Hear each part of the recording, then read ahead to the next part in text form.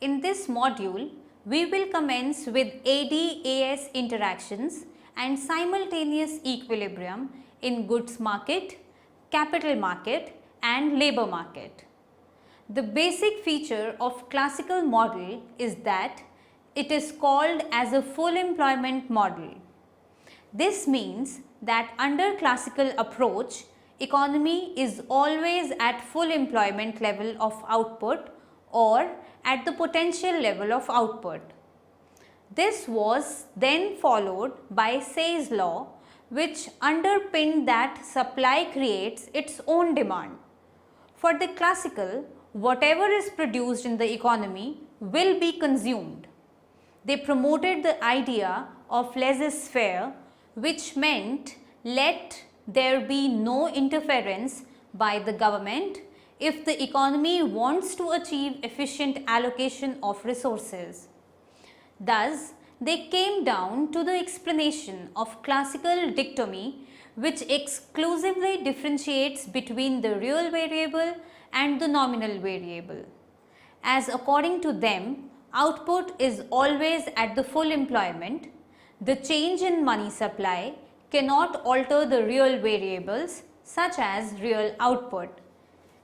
It can only affect the nominal variables, which according to the quantity theory of money explains how increase in money supply will lead to one-on-one increase in the price level in the economy and will have no effect on the real variables.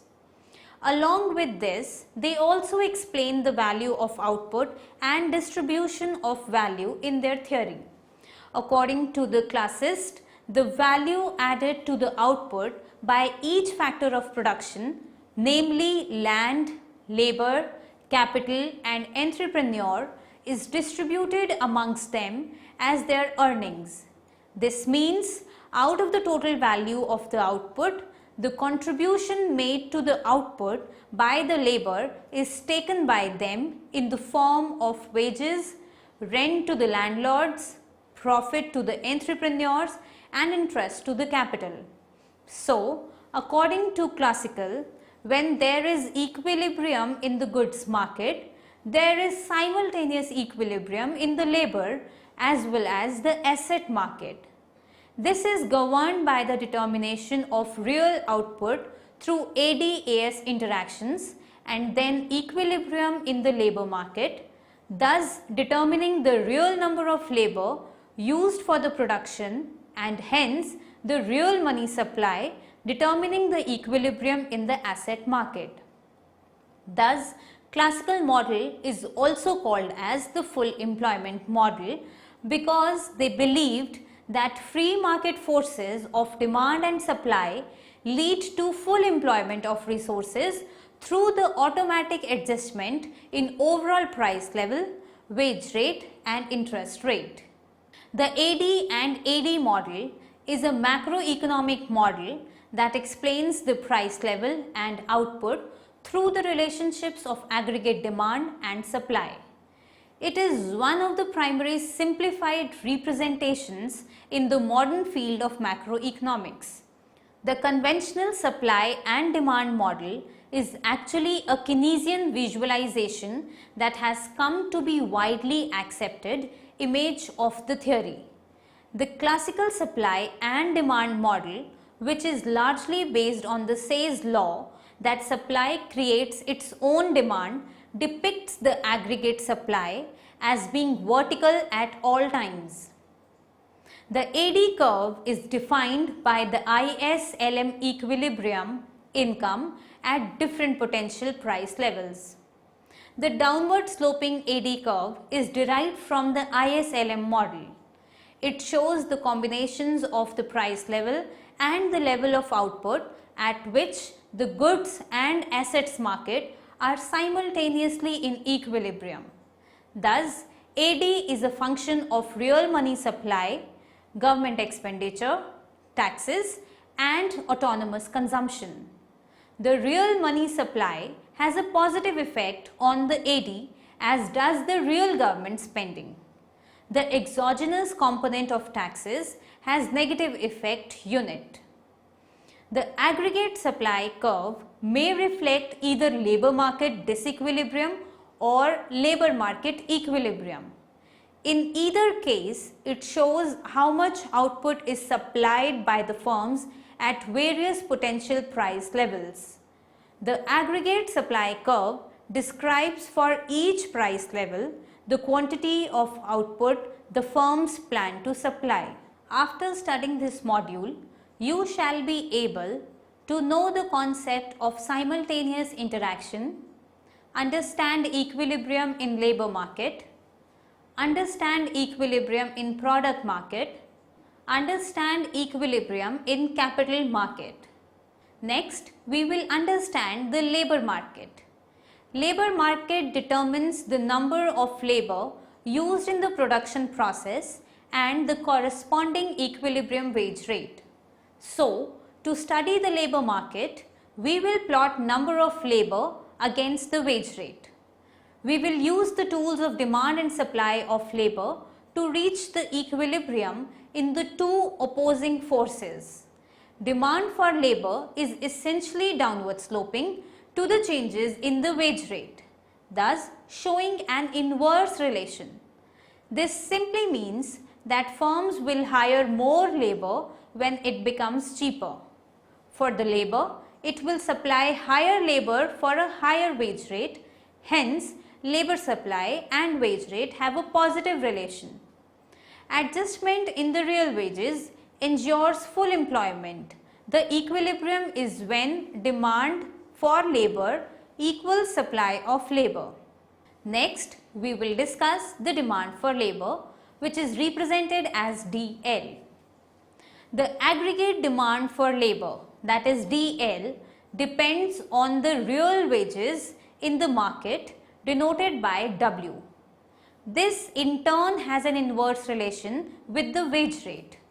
This is so because demand for labor adds to the cost of production. The producer, being a profit maximizer, wants to choose that level of input that minimizes his cost. So, when the wage rate falls, the labor becomes cheaper. Hence, the demand for labor input rises. If we take demand for labor to a function of the real wage rate, then we have DL is equals to F bracket real W bracket close, which is equals to F bracket W by P bracket close. There is an inverse relation between W and DL. The two important reasons for this is A. As wages fall relative to the cost of machines, that is the other inputs, then it pays the firm to substitute workers for machines.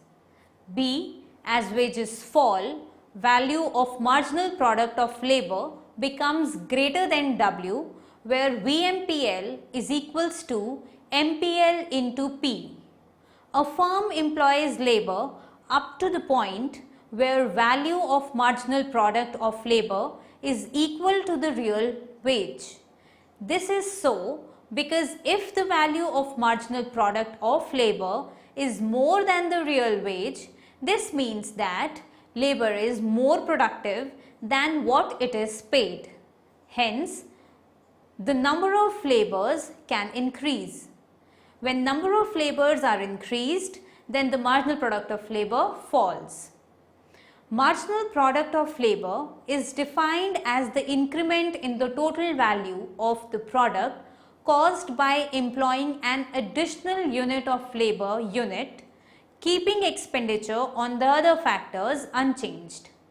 The value of marginal product of labor is simply the marginal product of labor multiplied by the price of the good. Since we assume perfectly competitive output market, we take the prices to be given. Hence, VMP tells us how much addition to the value of the output has labor contributed. As more labor is employed, marginal product of labor falls, and so does the value of marginal product of labor. A firm in optimum will not want to pay the labor more than what they are contributing. Hence, the equilibrium number of demand for labor, is where the VMP is equal to the nominal wages or where the marginal product of labor is equal to the real wages. That is, VMPL is equals to W or MPL into P is equals to W or MPL is equals to W by P, which is again equals to real wages. Moving on to the supply of labor, which is represented by SL. When W changes, it produces two effects in terms of supply of labor, that is income effect and substitution effect. Supply of labor is the decision of the labor on how much of his or her labor they want to supply. In the supply of labor theory, there is the choice between leisure and work out of the total work hours. For a labor, choice is either to work more and get more wages and hence consume more, or work less and enjoy more leisure instead of work. So, when wage rate rises, two forces decide to whether the labor will increase his labor supply or not. When wage rate rise, according to the substitution effect, work has become cheaper than leisure or leisure has become more expensive compared to work. So, he will substitute work for leisure. But according to income effect, as income has increased and both leisure and work are normal goods, demand for both should rise, or he should increase both work and leisure as according to the income effect. Let just assume here that both the effects offset each other and hence the labor supply remains unchanged. At lower levels of income, substitution effect dominate the income effect, and hence when wage rate rises, labor increases work and hence supply of labor will rise. We take there is positive relation between the supply of labor and real wages. Equilibrium occurs where demand for labor is equal to the supply of labor. In the given diagram, the demand for labor is downward sloping with respect to real wages DL and supply of labor is taken to straight line SL. Both the curves intersect at labor quantity equal to L star and real wage rate equals to W star. At this real wage rate and labor quantity, the labor market clears. That is, there is neither any excess supply of labor nor any excess demand for labor at that wage rate. If wage rate is above that rate, then we can see there is excess supply of labor in the market, leading to unemployed labor, and at real wage below that rate, there is excess demand in the market of the labor. The equilibrium in the labor market can change if either demand for labor shifts or supply of labor shifts. In diagram, we can see a case of shift in supply of labor where we have shown an increase in the supply of labor at each given real wage rate. When supply of labor rises from SL1 to SL2, it intersects the demand curve DL at lower wage rates. The equilibrium wage rate in the labor market has reduced from W1 star to W2 star, and quantity of labor supplied in the market also increased from L1 star to L2 star. In diagram, we see the case where demand for the labor units rises at each real wage rate. The demand for labor has increased from DL1 to DL2. Given the supply at SL, the equilibrium wage rises from W1 star to W2 star. Moving on to the product market. The product market is the market for goods where the equilibrium between the aggregate demand and supply leads to the equilibrium quantity of goods and prices in the economy. It helps to attain the overall price level in the economy. It is important here to study the relationship between the prices and AD and the prices and aggregate supply, that is AS. Now we will understand relation between price and AS. In the classical scheme of things, AS is nothing to do with the prices. This is so because classical economics take aggregate supply to be at full employment level. According to the definition of full employment level, it means that level of output which is attained given the resources. So, how is AS determined? Labor market equilibrium brings about equilibrium in the goods market. The labor market equilibrium determines the equilibrium level of labor in the economy and the equilibrium level of real wages. Given the labor resources in the economy, the production function determines full employment level of output. Refer to the diagram. The total product or TP curve is plotted with increasing labor inputs. It is plotted for variable input. It drawn as concave shape because of the assumption of diminishing returns to one variable input. When more and more of labor inputs is put to the fixed factor, the output increases at diminishing rate. There is no case for increasing returns that is considered here. It means that TP curve increases at diminishing rate until maximum is reached. So, given L star equilibrium, number of labor force in the market as derived from the labor market equilibrium, the maximum output derived from labor input is Y star. This level of output determined after the equilibrium in the labor market is achieved gives the full employment level of output that the given economy can achieve. This level of full employment level of output is thus called as the aggregate supply in the economy, which is fixed the full employment level of output. Hence, AS is irrespective of any price level. Slide 20. Now, we will discuss AD and price level. AD is the aggregate demand in the economy. It is taken to be negatively related to the price level.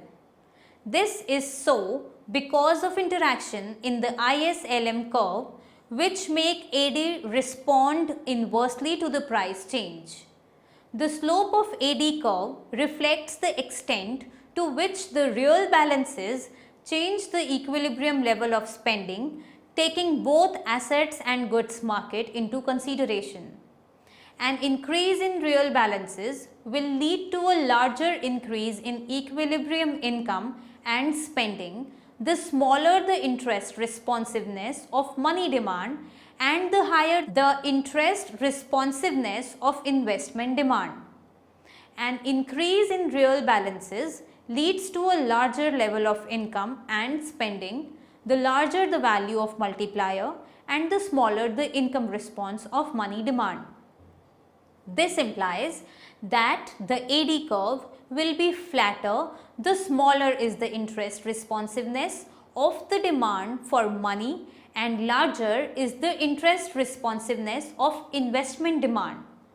Also, the AD curve is flatter, the larger is the multiplier and the smaller is the income responsiveness of the demand for money. The equilibrium in the product market can be seen in the diagram. The AD and the AS interact in the product market to give the equilibrium in the product market. The point where potential output intersects the AD curve, we have the equilibrium price level in the market. Hence, labor market equilibrium and product market equilibrium occurred simultaneously. Moving on to the capital market. Capital market equilibrium is attained at that real rate of interest, that is ROI, at which savings equals investment. Graphically, it is attained where the savings and investment curves intersect. Capital market equilibrium is the equilibrium in the saving and investment. the total real income is divided into savings and consumption, and total spending is divided into consumption and investment. That is, Y star is equals to C plus S and AE is equals to C plus I. In the product market equilibrium, as studies above real income is equals to savings, hence Y star is equals to AE. Thus, this gives equilibrium in the capital market as well. In the capital market, in the classical setup, savings is equals to investment. In capital market, the savings is defined to positively related with the real interest rate. That is, as interest rate rises, saving tends to rise. This is so because in savings market, the trade-off is between consuming today and consuming tomorrow. The opportunity cost of consuming today, the rate of interest that the savers can get in future. So, if rate of interest rises, the opportunity cost of consuming rises, hence making saving more attractive as interest rate rises. Hence, the real interest rate and savings have positive relation as shown in diagram. Now, in the investment market, for investment, it is negatively related with the real interest rate. This is so because interest is payment made on the investment, as investments are borrowed and interest is the payment made in it. If interest rate rises, the investor will have to pay more for the amount taken in for the investment, and hence investment and real rate of interest are negatively related as shown in diagram. Equilibrium in the capital market is given by the interactions of the savings and investment curves as shown in diagram. In the capital market, when savings equal investment, then R star is the equilibrium real interest rate. When equilibrium is attained in the product market, which is henceforth obtained when one's labor market is in equilibrium, equilibrium real income is obtained. This leaves a level of saving and level of consumption. Aggregate spending is divided into consumption and investment, and hence once product market is in equilibrium, capital market is also in equilibrium, where the interest rate at which savings is equal to investment is obtained.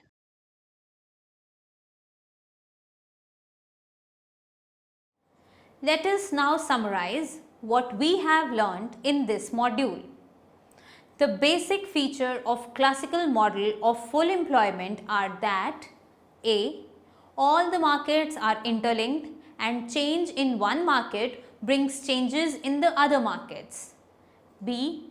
All the markets are simultaneously in equilibrium. This makes the classical model in general equilibrium model. The three markets are simultaneously in equilibrium in the following manner. Labor market. The equality of demand for labor and supply of labor determines the real wage rate and the level of full employment. The level of full employment is determined and so is the equilibrium wage rate. Product market. The production function and full employment level of labor together determine the full employment level of output. The full employment output is same as aggregate supply. Since aggregate supply is already determined, the aggregate demand determines the price level at which aggregate demand equals supply. The price level at which the product market is in equilibrium is attained. Capital market. The capital market brings equality between savings and investment through the adjustment in the real rate of interest. The capital market ensures that the product market is in the full employment equilibrium. Khatam?